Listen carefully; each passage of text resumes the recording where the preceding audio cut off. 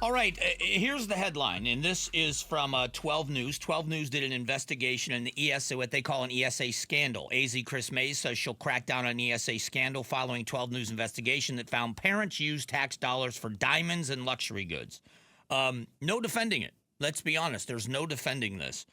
The Attorney General, Chris Mays, is outraged that parents of homeschooled and private school children using empowerment scholarships to purchase luxury items such as diamond rings plan to file a lawsuit to crack down on the misuse of funds. Great. I think this is absolutely what needs to happen.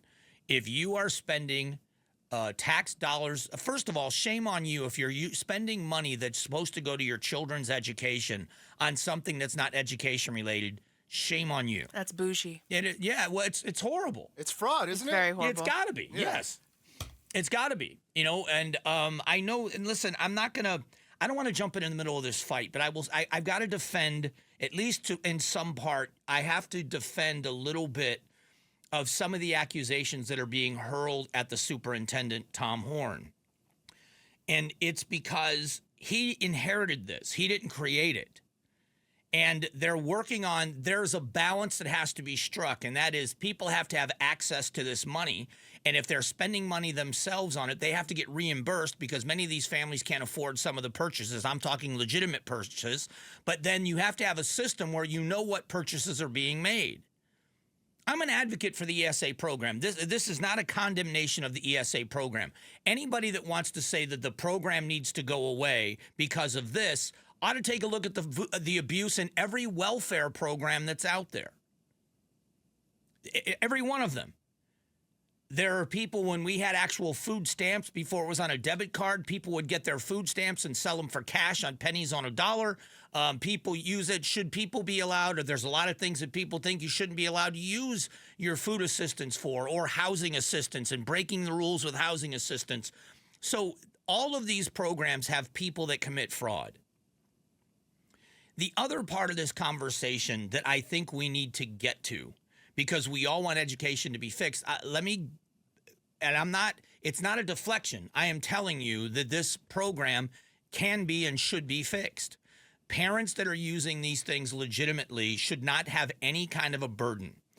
They should not be impeded from using the dollars the way it's necessary.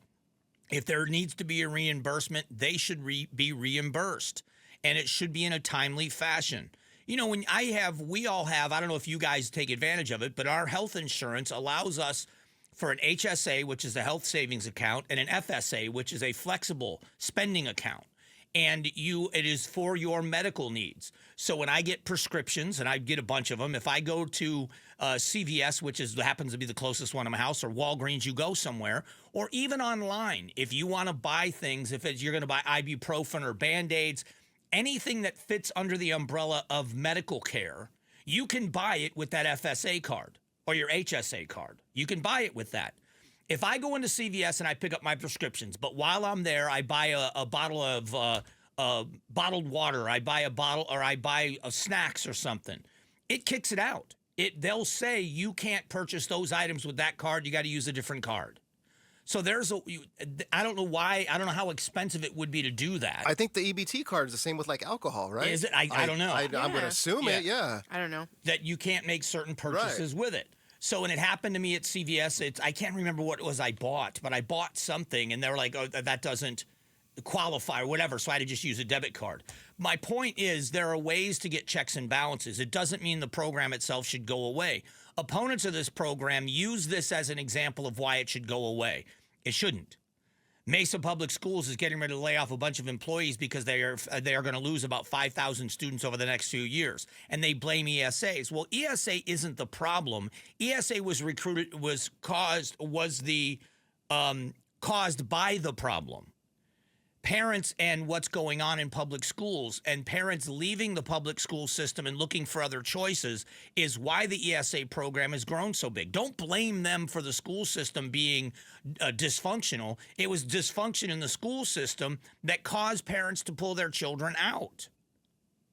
Sorry, that's just an accurate statement. ESAs aren't going anywhere. Charter schools aren't. When you have so many of the top 100 schools in the nation in the state of Arizona,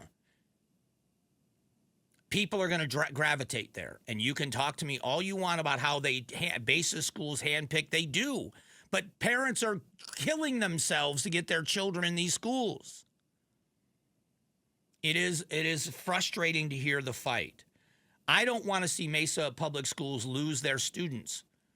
But you've got a new superintendent that said they have a plan to right the ship in Mesa, and I hope that they do.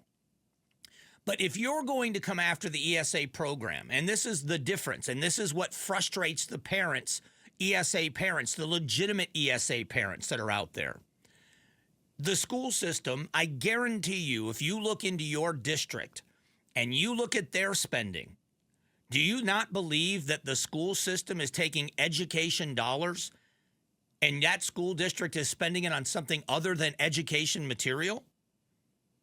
The Dysart Unified School District, who, by the way, has all of their board members still existing and the superintendent still has their job.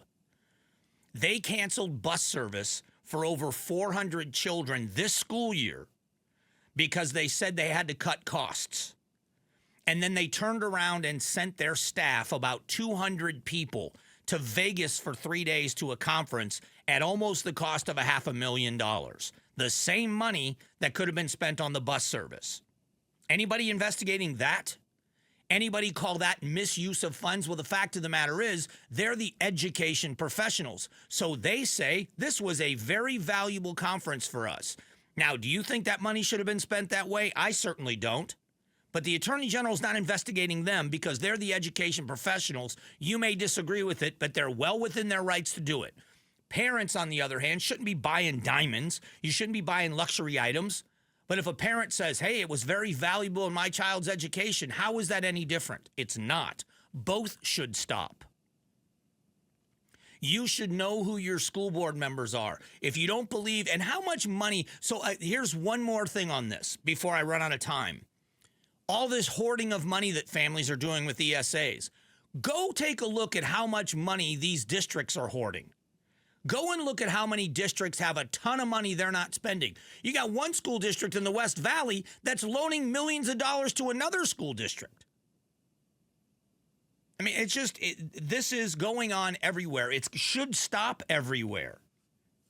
It should stop everywhere. Thanks for watching the Mike Broomhead Show. Tap to watch and listen to the new season of Amazing Arizonans, a KTAR News podcast. You can also click the button in the middle to subscribe.